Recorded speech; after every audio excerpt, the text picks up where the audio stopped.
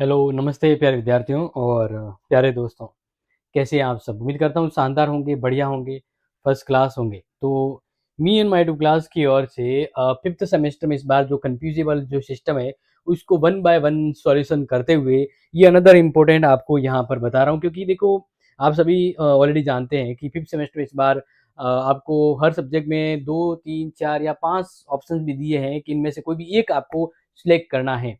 तो मुझे यकीनन ये भी पता है कि आपकी कॉलेज में पूरा सिलेबस आई थिंक नहीं होता होगा या फिर आधा-अधूरा होता होगा, तो फिर आपका सहारा ईएमआई टू क्लास है, क्योंकि मैं मोस्ट ऑफ कॉलेज का देखता हूँ और इसलिए मैं ये चाहता हूँ कि मैं जो सिलेक्ट कर रहा हूँ और जो पढ़ा रहा हूँ, वह ही आप सिलेक्ट करेंगे अपने एग्ज़ाम में, अपने कॉलेज में भी उसी को आपको प्रेफ़रेंस करना है और वैसे तो कॉलेज वाले यही सिलेक्ट कर रहे हैं जो मैं आपको बताने जा रहा हूँ।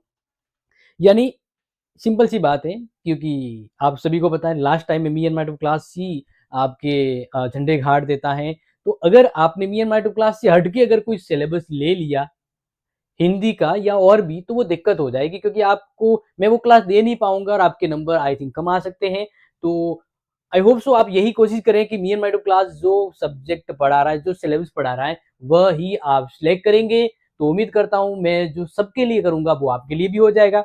तो ये चीज़ आप अपने दिमाग में रखें और अपने सर अगर मैं जो बता रहा हूँ उससे दूसरा अगर आपके कॉलेज के सर ने अगर सिलेबस या कोर्स सिलेक्ट किया है तो उनसे विनती करें और वो चेंज कर सकते हैं, ठीक है। हिंदी हिस्ट्री के लिए जो मैंने सिलेक्ट करी है, भारत का इतिहास, हिस्ट्री ऑफ इंडिया 1200 से लेकर 1500 के बीच, वही आप सिलेक्ट करें। अगर आपके सोशियोलॉजी है तो सोशल प्रॉब्लम एंड इश्यूज को सिलेक्ट करेंगे। और नाउ बारी आती है कि सर हिंदी साहित्य के लिए कौन सा सिलेबस सिलेक्ट करना चाहिए, क्योंकि इस बार देखो एक तो कबीरदास है, एक तुलसीदास है और एक साहित्योत्तर कविता पाठ है।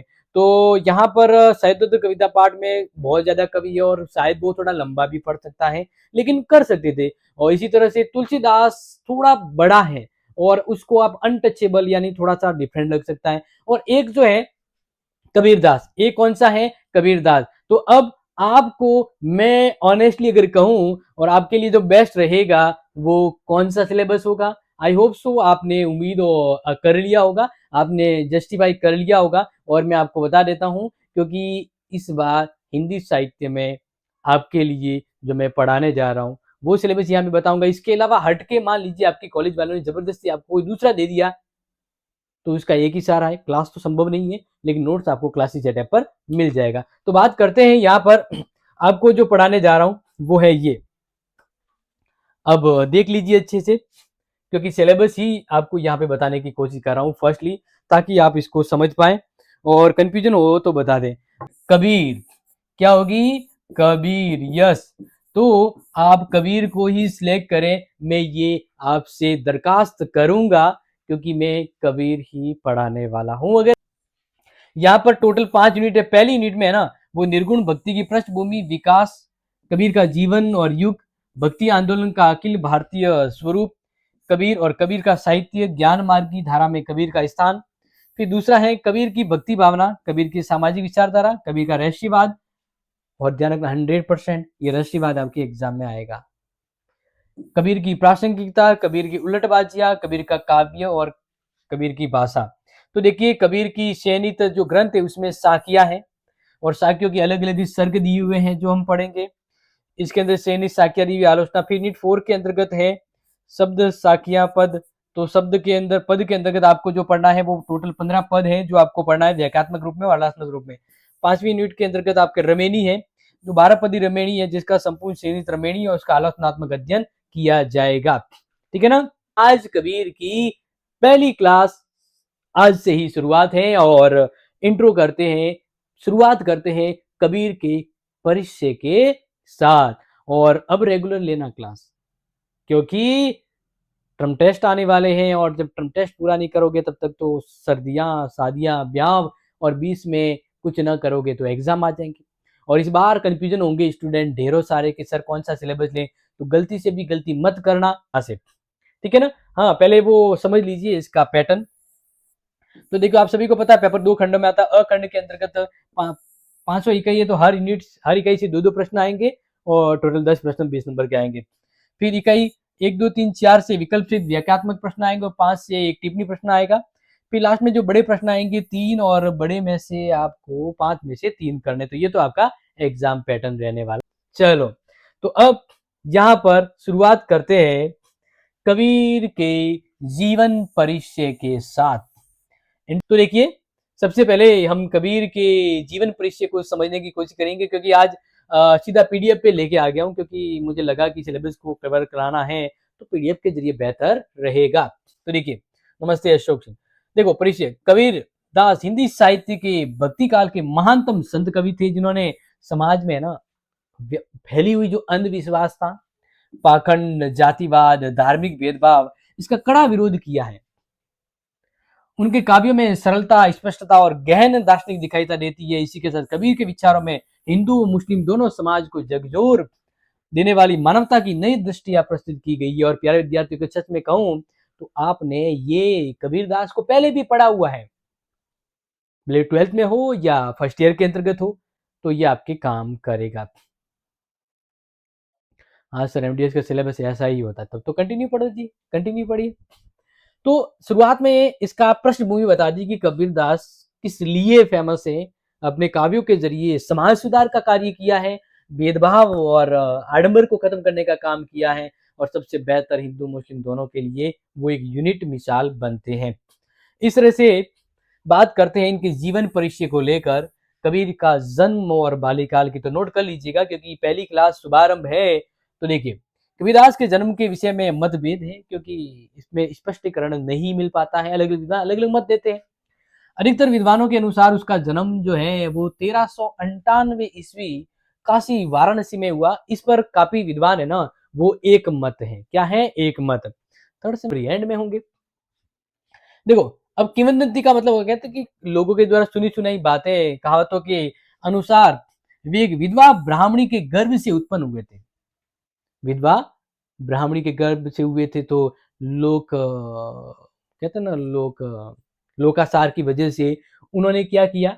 लोकासार की वजह से जब विधवा के गर्भ से पैदा हुआ है, तो उन्हें तो उनकी जो माँ ने, जिसने लोक लज्जा के भय से उस छोटे शिशु को लहर तारा तालाब के पास छोड़ दिया था कि भाई लोग क्या कहेंगे, इसी लोक लज्जा के ब्राह्मण, क्योंकि उस समय ब्राह्मणवाद बहुत ज्यादा था। वहां से उन्हें नीरू नामक एक जुला का काम करना नीरू व्यक्ति है, और उसकी पत्नी नीमा ने उसको उसको लिया और उसका लालन पालन किया। इसलिए वे एक जुला परिवार में पले बड़े, और इसी कारण नीरू का बेटा कबीर के नाम से भी कबीरदास जी को जाना जाता है। देखेंगे, बात करते हैं इनकी शिक्षा, दीक्षा और ज्ञान के बारे में। तो नोट कर लीजिए, क्योंकि कबीरदास निरक्षर थे, क्योंकि अब इन्हें वहां पर कोई गुरुकुल की तरह शिक्षा तो नहीं मिली थी, परंतु वे अत्यंत ज्ञानवान थे। उन्हें जीवन और समाज के अनुभव के आधार, क्योंकि देखो ये लाइफ जो है ना, इसमें आप जैसी जगह आगे बढ़ते हो ना, तो ये लाइफ भी आपको बहुत कुछ सिखाती है। अगर समझते हो, आंखें खुली है, तो आप अपने उस जीवन के बहुत बेहतरीन अवसर को अपने अवसर बना सकते हो। वे किसी ग्रंथ या धार्मिक ग्रंथों के अनुयायी नहीं थे, किसी को फॉलोवर नहीं थे। जहां देखो, फॉलोवर क्या होता है कि किसके अनुयायी होना। अगर कोई विद्वान है जो अगर सही कभी गलत भी कह रहा है, तो उसके फॉलोवर उसको भी मान लेते हैं, तो वो चीज इनमें नहीं थी। बल्कि जीवन के सत्य को व्यवहारिक दृष्टि से देखते थे। उन्होंने सहज ज्ञान को योग प्रचार किया। नॉर्मली ज्ञान समझ में आ जाए, बड़े गुड़ रहस्य नहीं थे। सहज ज्ञान योग का प्रसार किया और गुरु को सर्वोत्तम स्थान दिया कि सबसे ऊपर सर्वोत्तम गुरु है। ओके, आगे बात करते हैं। तो देखिए, उनके गुरु के रूप में स्वामी रामानंद का नाम लिया जाता है कि भाई कबीरदास जी के गुरु ये थे, जिन्होंने उन्हें भक्ति मार्ग की दीक्षा दी थी। कबीर को भक्ति मार्ग की शिक्षा दी थी। कबीर का दर्शन और विचारधारा की बात करें, क्योंकि यही आपको फर्स्ट यूनिट में पढ़ना है, तो शॉर्टली समझ लीजिए। कबीरदास ने निर्गुण भक्ति मार्ग का प्रसार किया था, और अगली क्लास इसी पर आने वाली है। अर्थात वे ईश्वर को निराकार, असीम और सर्वव्यापक मानते थे। सर्वव्यापक निराकार यानी जिसका कोई आकार न हो। इसी के साथ उनका ईश्वर न तो मंदिर में है न मस्जिद में है, बल्कि ईश्वर मनुष्य के हृदय में निवास करता है। तो व्यक्ति को उस मंदिर मस्जिदों में जाने से जाए, खुद को मानव सेवा के साथ साथ अपने हृदय की स्तुति से उपासना परमात्मा की कहते हैं ना कि उपासना नहीं भावना रखनी चाहिए, उसका कीर्तन करना चाहिए। तो उनका प्रमुख संदेश भी था, बहुत अच्छा, नोट कर लीजिएगा। देखिए, पोती पड़े पड़ी जग मुआ, पंडित भया न कोई, ढाई आकर प्रेम का पड़े सो पंडित होए। यहाँ समझ लीजिए, क्योंकि कबीर समाज में व्याप्त पाखंड पर प्रहार करते हैं और ये इसी वजह से उन्होंने ये दोहा भी यहाँ पर प्रस्तुत किया और साथ में कहते हैं कि माला फेरत जुग गया, फिरा न मन का फेर, कर का मन का छोड़, मन का फेर। कर यानी लालच को छोड़, मन को टटोलो, मन को समझो और उसकी भक्ति स्तुति करो। तो ये बहुत ही बेहतरीन इंट्रो है इनका, यानी पहली क्लास झंडे गाड़ दे ऐसा मुझे लग रहा है। इसी तरह से अब बात करते हैं, ये तो इनके थोड़ा सा इनकी लाइफ में उनके कुछ मोस्ट इम्पोर्टेंट जो कह सकते हैं ज्ञान जो है वो देने की इस पंक्ति में कोशिश की गई है। अब बात करते हैं साहित्यिक परिचय। तो देखिए, काव्य शैली, कबीर की भाषा को सदुकड़ी खिचड़ी भाषा, क्योंकि मतलब मिक्सअप था ना, सभी भाषाओं को जो सरलीकरता उन सभी को समाहित किया गया है, तो इसलिए खिचड़ी भाषा भी कहा जाता है, क्योंकि इसमें अवधी, ब्रज, खड़ी बोली, पंजाबी और अरबी फारसी के शब्द मिलते हैं।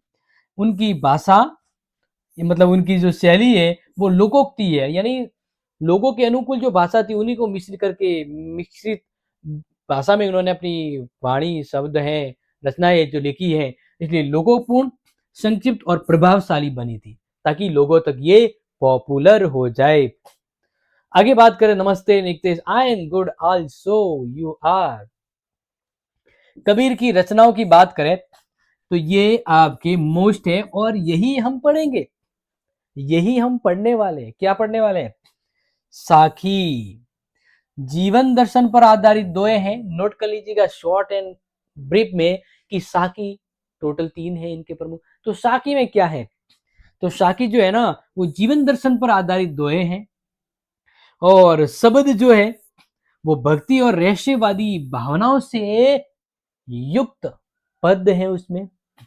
नेक्स्ट अगर बात करें तो रमेनी, क्योंकि 5वीं यूनिट में आपको रमेनी ही पढ़नी है, जहां आध्यात्मिक ज्ञान और उपदेशात्मक बातें इनके उस काव्य पदों में आपको पढ़ने को मिलने वाली है। नेक्स्ट, तो जान लीजिए कबीर की प्रमुख रचनाओं में जिसका भी जिक्र हमने अभी किया है कि कबीर स्वयं लिखना नहीं जानते थे, इसलिए उनकी वाणियां उनके शिष्यों के द्वारा कलेक्शन की गई है, संग्रहित की गई है। उनकी यानी उनके जैसे जो पद्य, दोहे, इनकी बोली गई जो विचार, जो वाणियां थी, प्रवर्शन थे, उनको उनके अनुयायियों ने संग्रहित किया है, ठीक है ना, कलेक्शन किया इस तरह से, और उन्होंने ही उनको आगे बढ़ाया है। और इसलिए उनकी वाणियां उनके शिष्यों के द्वारा संग्रहित थी और उनकी रचनाएं बीजक नामक ग्रंथ में संकलित है। मोस्ट इंपोर्टेंट, उनकी जितनी भी वाणियां हैं वो रचनाएं हैं वो किसमें कलेक्शन है, संग्रहित है? बीजक। और बीजक के 3 पार्ट है, इसको भी मैं कहूंगा मोस्ट। बीजक के यानी कबीर की वाणियों को एक रचना संग्रह में डाला गया है, वो है बीजक, और खोलते हो तो 3 रचनाएं निकलती है बार। 3, पहली साकी, दूसरी सबद और तीसरी रमेनी। तीसरी क्या है? रमेनी है। अब आगे शॉर्टली समझ लीजिए कि इसके अतिरिक्त उनकी वाणियों में निम्नलिखित संग्रह भी पाए जाते हैं, जिसमें कबीर ग्रंथावली भी है, ठीक है। कबीर साहिब की साखियों के नाम पे भी इनसे संग्रहित मिलती है। कबीर की बाणी के नाम पे भी संग्रहित मिलती है। पंचवाणी ये भी कबीर से बिलोंग करती है, और अनुराग सागर ये भी इनसे जुड़े हुए ही प्रतीत होते हैं। सर जी ये क्लास कंटिन्यू रखना, हाँ, लेकिन एक इंपॉर्टेंट बात आप सबसे कहना चाहूंगा कि मैं जो पढ़ा रहा हूं उसको बेहतर रेस्पॉन्स मिलना चाहिए। और हम लगभग सभी स्टूडेंट को ध्यान में रखकर ही वो कोर्स सिलेक्ट कर रहे हैं जो आपके काम आने वाला है, जो आपके अधिकतर सिलेबस में भी ईजी रहेगा और कॉलेज वाले भी सिलेक्ट करेंगे। तो फिर आप क्या करें, इस क्लास को और ज़्यादा कंटिन्यू में लेके आऊँ, share share and more, share your friends in college group and everywhere. आगे बात करते हैं, तो शॉर्ट में समझ लीजिए क्योंकि अगली विस्तार से हम समझेंगे। फिलहाल कबीरदास के प्रमुख विचार, पहला सत्य और प्रेम, क्योंकि जीवन का मूल है ना वो सत्य और प्रेम है। मानवता, क्योंकि इन्होंने मानवता को सबसे इंपॉर्टेंट, मानव सेवा को जरूरी माना है। सभी मनुष्य एक समान है। और धर्मनिरपेक्षता, क्योंकि ये किसी भी एक विशेष धर्म से नहीं थे, हिंदू और मुस्लिम सभी इनको इक्वल मानते थे। कोई इनको दफनाना चाहते थे, कोई इनको जलाना चाहते थे, यानी दोनों ही मत अलग अलग थे। कबीर ने कहा है कि मंदिर चढ़ी के मुला पुकारे, क्या तू बहरा हुआ, खुदा है, क्या खुदा है। इसी तरह से इन्होंने गुरु के महत्व को भी इंपॉर्टेंट बताया। और ये तो लाइन वर्ल्ड फेमस है, वर्ल्ड फेमस है। कौन सी? जो गुरु के महत्व को बताता है और हर एक के जुबान पे ये चढ़ा हुआ है। गुरु गोविंद दाऊ खड़े, काके लागू पाए। गुरु गुरु यहां से समझिएगा क्योंकि ये फेमस लाइन है। गुरु गोविंद दाऊ खड़े, काके लागू पाए। बलिहारी गुरु आपने गोविंद दियो बताए।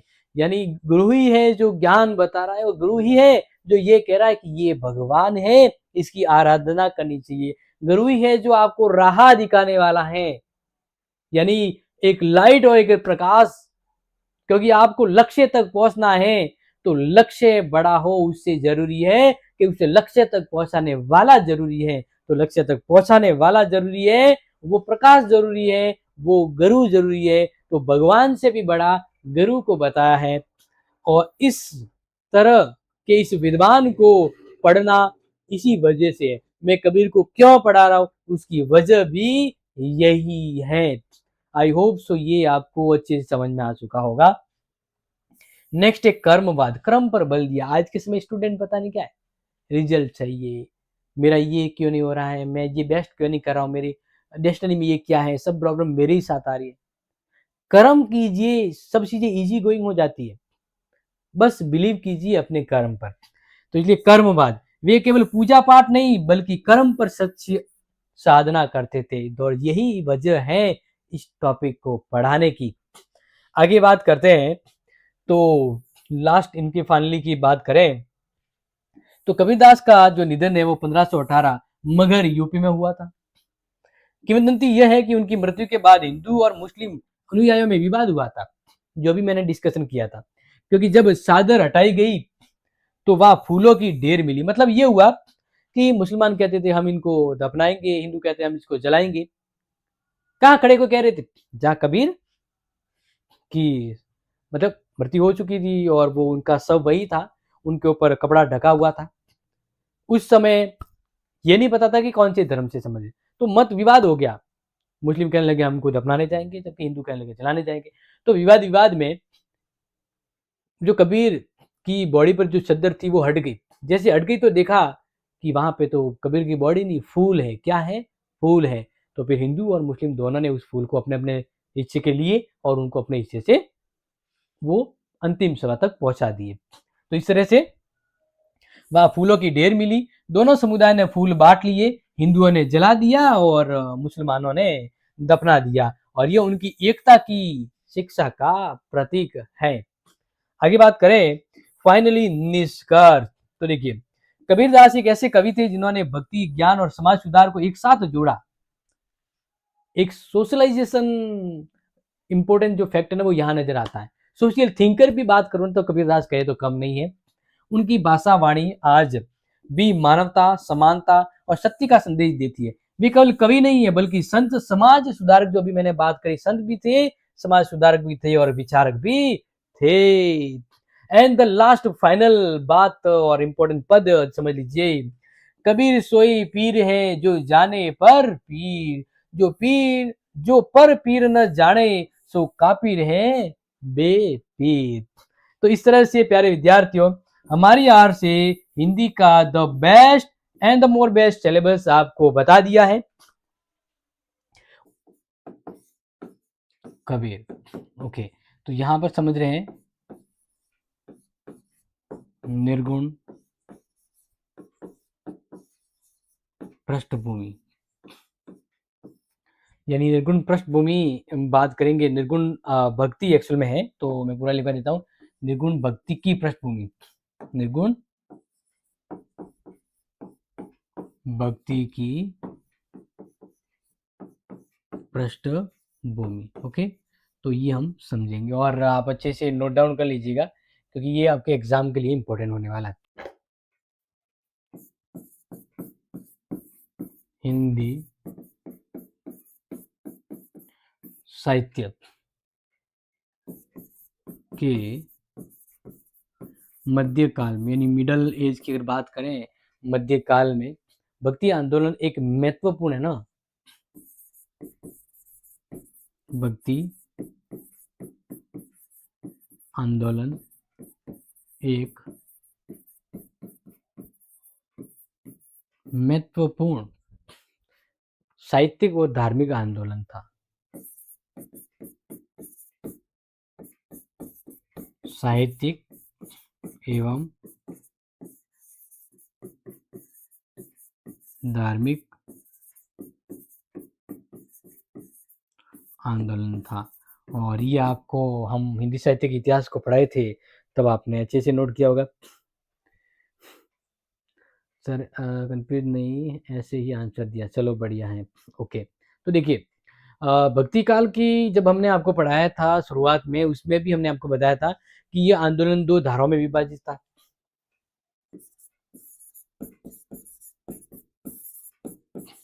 भक्ति काल का आंदोलन दो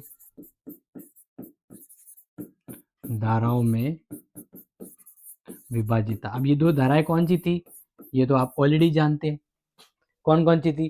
पहली जो धारा थी भक्ति काल के अंतर्गत ही बात करें, सगुण भक्ति धारा, सगुण भक्ति धारा।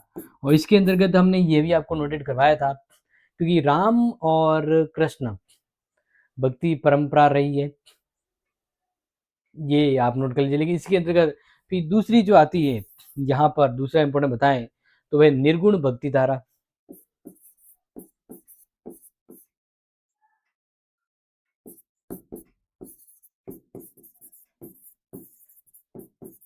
निर्गुण भक्ति धारा, जिसमें अगर बात करें तो ज्ञानाश्री एवं संत परंपरा विकसित थी।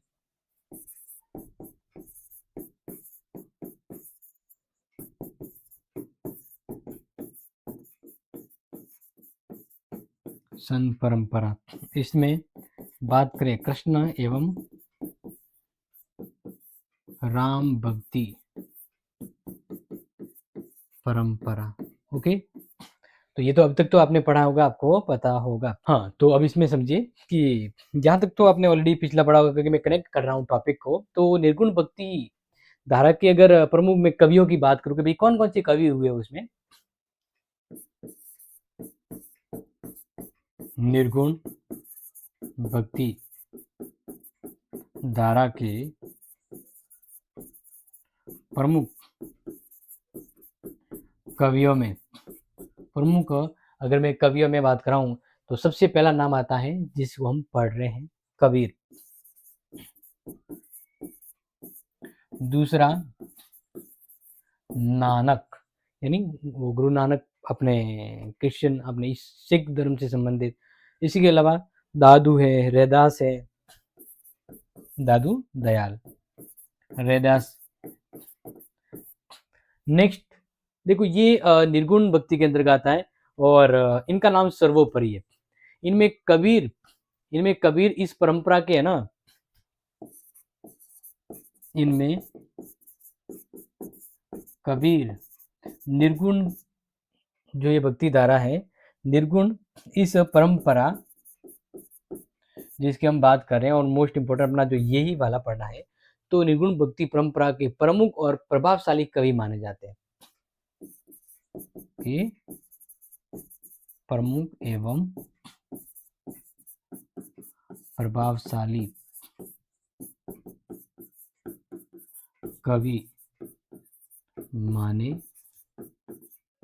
जाते हैं।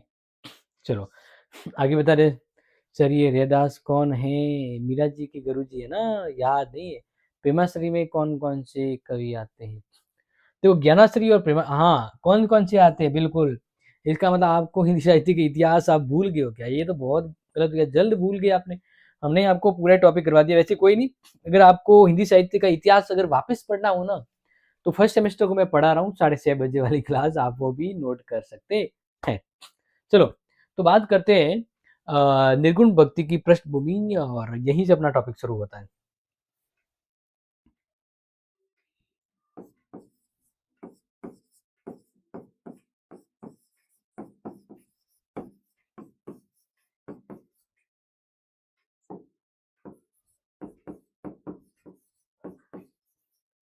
निर्गुण भक्ति की पृष्ठभूमि यानी बैकग्राउंड, इसको हम ऐसा कह सकते हैं।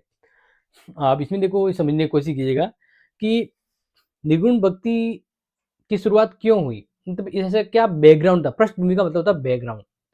तो निर्गुण भक्ति के पीछे क्या पृष्ठभूमि रही, क्या बैकग्राउंड रहा, वही चीज यहाँ पर हम बहुत अच्छे समझने की कोशिश करेंगे। और धीरे धीरे देखो, पहला जो यूनिट है ना, वो ज्यादा पद्य वाला नहीं है, हम समथिंग समथिंग थ्योरी देख सकते हैं। तो फर्स्ट यूनिट तो आपका बहुत ही मजेदार होने वाला, जैसे कि अभी मैं आपको पढ़ाऊंगा, तो नोट कर लीजिएगा। निर्गुण भक्ति की पृष्ठभूमि, इसी के अंतर्गत आप नोट कीजिए पहली पृष्ठभूमि जो है, यानी पहला जो पॉइंट आप नोट करें, वो है सामाजिक पृष्ठभूमि।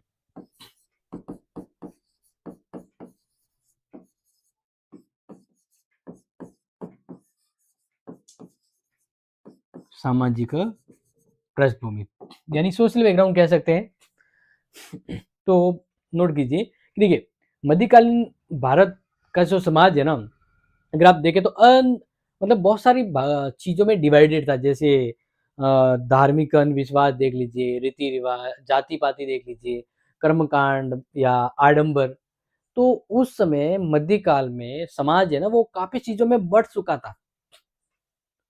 और जैसे जैसे आगे बताऊंगा ना, वैसे आपको समझ में आ जाएगा कि अब उन्हें एक राह चाहिए थी कि क्या करें, कौन से भक्त को, कौन से ईश्वर को, और कौन सी व्यवस्था को माना जाए। तो काफी कंफ्यूजेबल सिस्टम मतलब कह सकते हैं। तो एक बार मैं नोट ही करवा लेता हूँ कि मध्यकालीन भारत का समाज,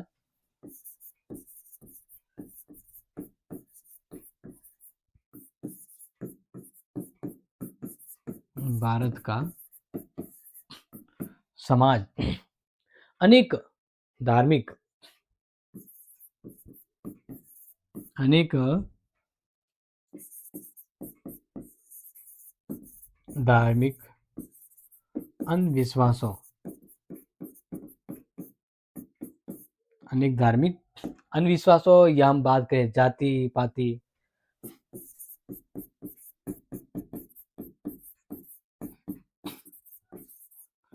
कर्म कांडों, क्योंकि पूजा अर्चना दिल से होती है, लेकिन कर्म कांड ज्यादा होते थे जिसका कोई औचित्य नहीं है, एवं आडंबरों।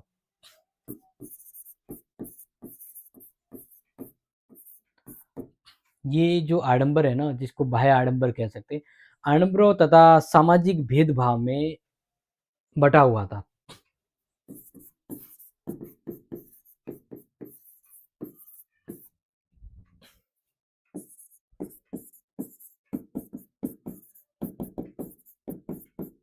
बटा हुआ था, समाज बिखरा हुआ था।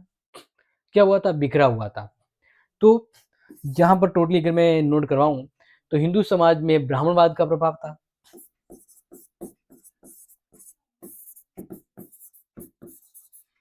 हिंदू समाज में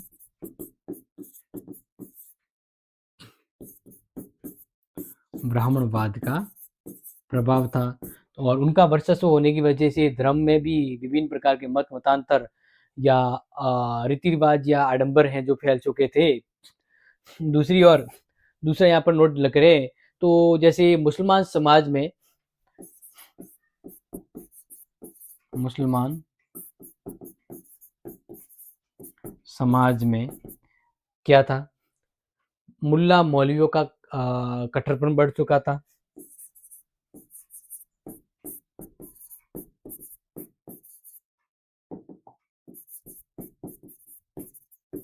मुल्ला मौलवियों का कट्टरपन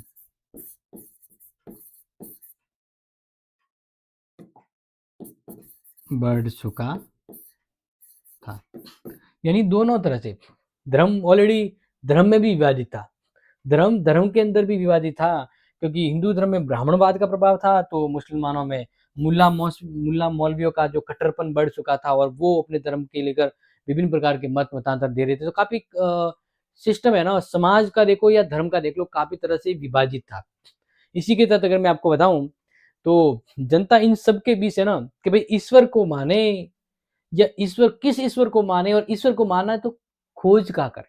देखो ये भी लिखवा देता हूं,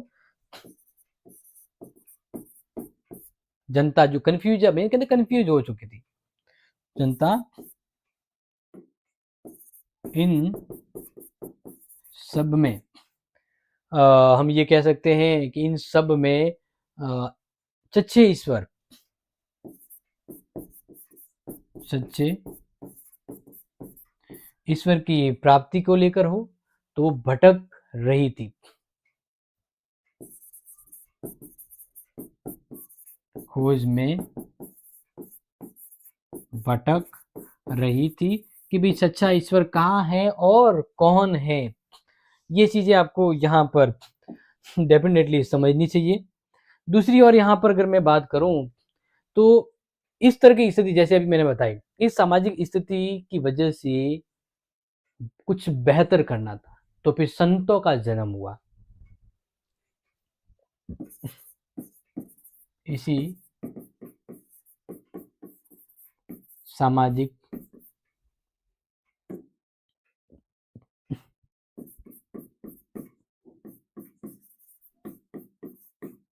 परिस्थिति के कारण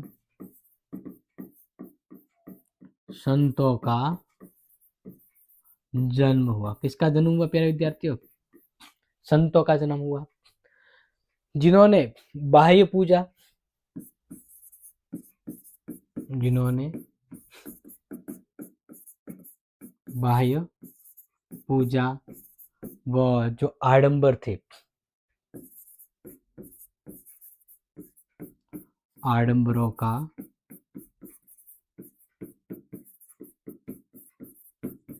विरोध किया। विरोध किया सिंपल सी बात है, क्योंकि इस तरह से होगा तो अव्यवस्थाएं फैलेगी। विरोध किया तथा आंतरिक आध्यात्मिक मार्ग का, यानी आत्मा की शुद्धि तो आंतरिक तरह से होगी, तो आंतरिक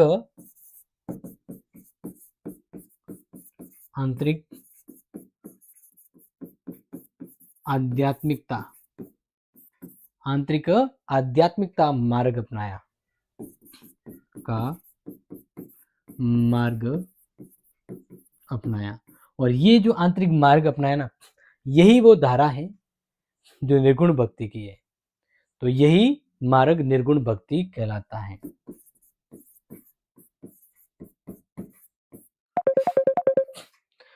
यही मार्ग जो है वो निर्गुण भक्ति कहलाता है। ठीक है,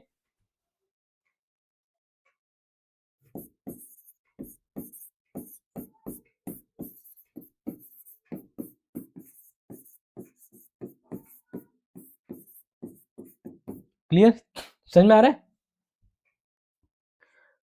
हाँ, बड़ा अच्छा प्रश्न पूछा है मुझे खेताराम जांगेड़। ये मैंने कबीर का जीवन परिचय करवाया था, उसमें ये मैंने बताया था। तो मुझे जल्दी से बताइए कि कबीर के गुरु का क्या नाम है। ये फर्स्ट क्लास जो मैंने ली थी, जहाँ सिलेबस फाइनल किया था, उसमें मैंने आपको एक प्रश्न का उत्तर मतलब ऐसे एक समझाया था। तो जल्दी से मुझे बताइए, जिन्होंने फर्स्ट क्लास ली है, ये उत्तर जल्दी से आ जाएगा। चलो दूसरी यहाँ पर बात करते हैं, दूसरी पृष्ठभूमि जिसको हम कहेंगे धार्मिक पृष्ठभूमि।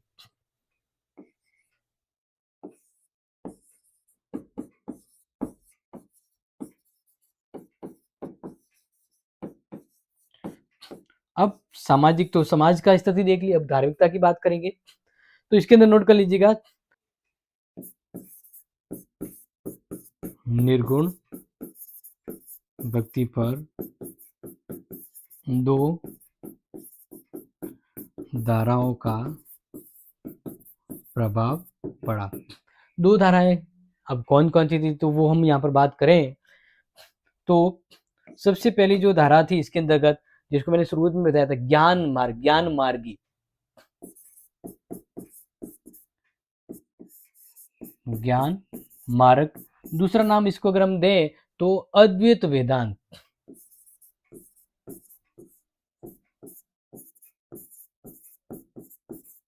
ठीक है।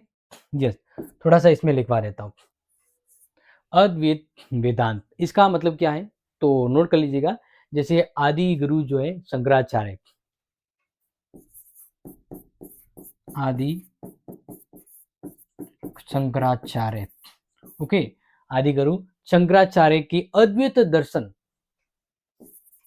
के, अद्वैत दर्शन। अब इन्होंने जो अद्वैत दर्शन दिया था तो अद्वैत दर्शन में ही एक बात छुपी थी और वह थी ब्रह्म ही सत्य है, ब्रह्म ही सत्य है। और साथ ही साथ जीव ब्रह्म, जीव और ब्रह्म अभिन्न है, यानी जीव और ब्रह्मा अभिन्न है, जुड़े हुए,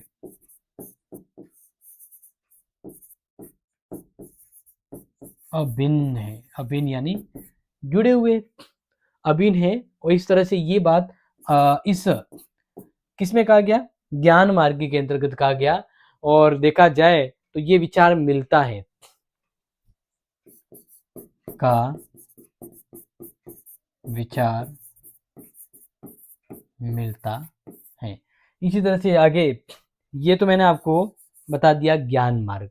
अब इसकी एक और बात मैं आपको बता देता हूँ इसी पहले पॉइंट के अंदर ही, कि ये जो विचार है ना कबीर की वाणी में, यह विचार कबीर की वाणी, अब कबीर की जो वाणी है उस वाणी में नजर आता है। अब कबीर की वाणी में अगर मैं आपको बताऊं तो इसको हूबहू नोट कर लीजिएगा, ठीक है ना, हूबहू नोट कर लीजिएगा कि साई भीतर बसे, साई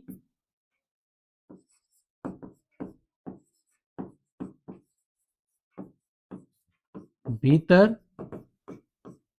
बसे। बहुत ही मीनिंगफुल लाइन है, नोट कर लीजिएगा कि साई भीतर बसे। आगे मैं आपको इसी के बीच लगा लेता हूं कि सब घट मेरा साई बसे, सब घट मेरा साई बसे, एक पद्य के रूप में। और पद्य के अंतर्गत ये कहा गया है कि साई भीतर बसे, ईश्वर जो है वो भीतर है और सब घट मेरा साई देख, यानी सब घटनाएं जो है वो ईश्वर देख रहा है। ईश्वर कहीं बाहर नहीं है, ईश्वर तो भीतर है और जो सब घटनाएं हैं वो महसूस कर रहा है, देख रहा है। और ये वाणी, कबीर की वाणी में ये बात नजर आती है, ये नोट कर लीजिएगा और समझ लीजिएगा, ठीक है ना।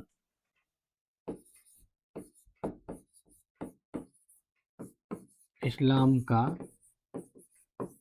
सूफी मत, ठीक है। अब इसके अंदर मैं आपको नोट करा दूं, क्योंकि सूफियों ने जो मतलब मुस्लिम संत जिसको कहते हैं, सूफियों ने ईश्वर हर जगह विद्वान है, सूफियों ने कहा कि ईश्वर तो हर जगह है।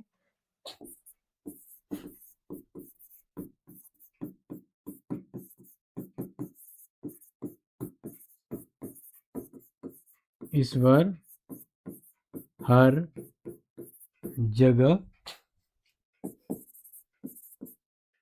विद्यमान है, क्योंकि कहते हैं ना अल्लाह तो हर जगह, तो वही बात यहाँ पर हो रही है, हर जगह विद्यमान है और उसे हृदय में पाया जा सकता है, उसे हृदय में पाया जा सकता है। सिंपल सी बात है और सिंपल कॉन्सेप्ट भी है जो इन्होंने अपने विचारों में कहा, अच्छे से नोट कर लीजिएगा। और यहाँ पर मैं इसके आगे भी ये समझाना चाहूंगा कि किसी विशेष धर्म, किसी विशेष धर्म या जाति, किसी विशेष धर्म या जाति जिसकी हम यहाँ पर बात करेंगे, तो किसी विशेष धर्म या जाति में नहीं बांधा जा सकता है ईश्वर को, नहीं बांधा जा सकता। कहने का मतलब ईश्वर तो हर जगह है ना, तो ईश्वर को आप एक ही जगह बांध लो, ये तो सही नहीं है। ईश्वर को एक ही जगह बांध लो, सही नहीं है। वो कहते हैं ना कि ईश्वर अल्लाह हर जगह, तो वो बात यहाँ निर्गुण भक्ति में समझ में आती है। और ये चीज यहाँ पर नोट कर लीजिएगा। इसी के अंतर्गत मैं आपको ये भी समझा देता हूँ कि यह विचार भी, जो कहते हैं कि सूफी मत जो है, तो यह विचार भी, यह विचार भी जो सूफी मत का जो विचार है, कबीर के निर्गुण भाव से मेल खाता है। कबीर के निर्गुण भाव से मेल खाता है। कैसे? तो एक बात लिखेंगे यहाँ पर, नोट कर लीजिएगा कि मस्जिद सड़ी कर मौला बोले, मस्जिद सड़ी कर मौला बोले, क्या बोल रहे हैं? तो वही चीज बता रहा हूं, क्या तेरा खसम बहिरा है, क्या तेरा खसम बहिरा है।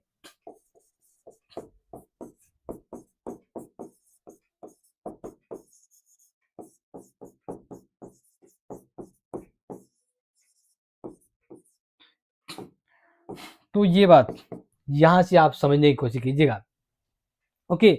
और जान लीजिए, देखो कि ये कहा कि ईश्वर हर जगह है, तो मस्जिद सड़कर मौला बोले क्या तेरा खसम बहिरा है, मतलब ईश्वर तो हर जगह है ना, ईश्वर तो हर जगह है। ये भाव यहाँ पर कहा गया है और समझाने की कोशिश भी की गई है कि ईश्वर हर जगह है और हमें ज्ञान मार्गी को ही बढ़ावा देना चाहिए। उम्मीद करता हूँ ये बात आपको समझ में आ रही होगी। अब तीसरा बता देता हूँ, क्योंकि इसके बाद नेक्स्ट पार्ट में देखेंगे। तीसरा जो पृष्ठभूमि बैकग्राउंड की बात करूं, तो वो है दार्शनिक पृष्ठभूमि।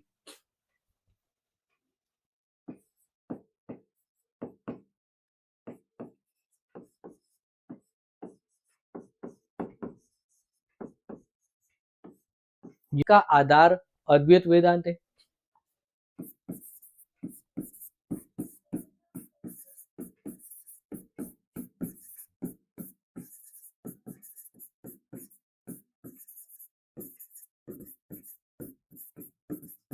अद्वैत वेदांत है, जो मैं शुरुआत में ही बताया, और योग दर्शन के सिद्धांतों में निहित है, तथा योग दर्शन के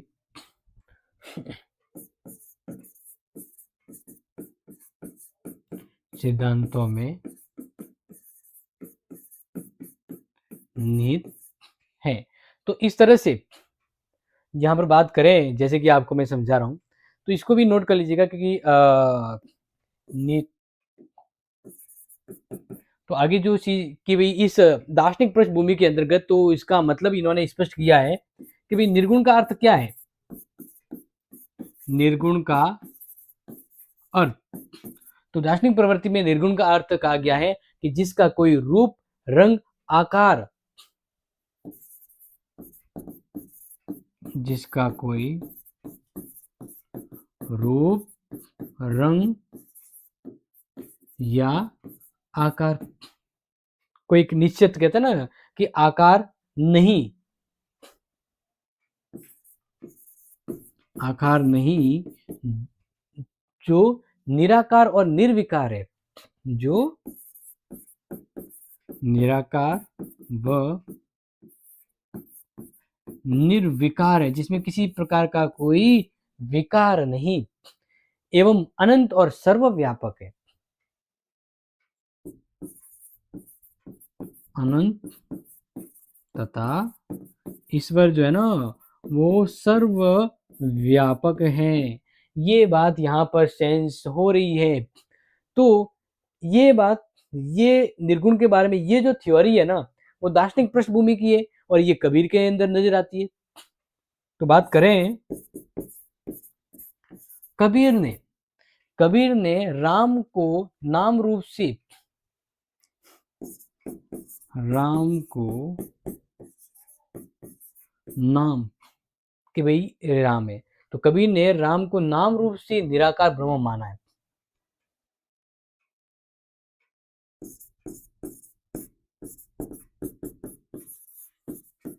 निराकार ब्रह्म माना है। ये चीजें आप थोड़ा सा बेहतर समझने की कोशिश कीजिएगा। और इसी तरह से एक लाइन भी कहते हैं, जो ब्रह्मांड सोई, क्या कहते कबीर कि कबीर कहते हैं कि जो ब्रह्मांड सोई पिंडे, जो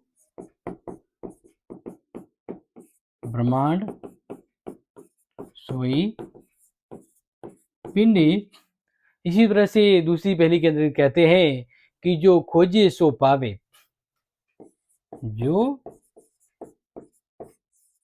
खोजे सो पावे। कहते हैं कि नित्य खोजू तिन पाए, ये वाली बात यहाँ पर आ जाती है कि जो ब्रह्मांड सोई पिंडे, यानी ब्रह्मांड का अंत तो अनंत है और ईश्वर जो उसके पिंड में है, लेकिन जो खोजे सो पाए, और जो खोजेगा उसे ही प्राप्त होगा, जो ईश्वर को खोजेगा उसे ही प्राप्त हो सकता है। तो इस प्रकार का ये सेंस यहाँ पर कहा गया है कि ईश्वर जो एक ब्रह्मांड की तरह पूरे ब्रह्मांड में विस्तृत है, एक पिंड के रूप में भी हो सकता है, लेकिन जो खोजेगा वही ईश्वर को प्राप्त कर सकता है। जैसे यहाँ कहा है कि निर्गुण का अर्थ है अनंत, जिसका ना तो कोई रंग आकार है, वो तो अनंत और निर्विकार है। इसलिए कवि ने राम को नाम रूप में ही निराकार ब्रह्म का है। और अंत में हम कह सकते हैं, जो ब्रह्मांड में सोई पिंड, जो खोजे सो पाए। तो ये चीज यहाँ पर अच्छे नोट कर लीजिएगा। अब ये जो क्लास है ना, इस क्लास में लंबी नहीं लूंगा क्योंकि शुरुआत में छोटे रखूंगा।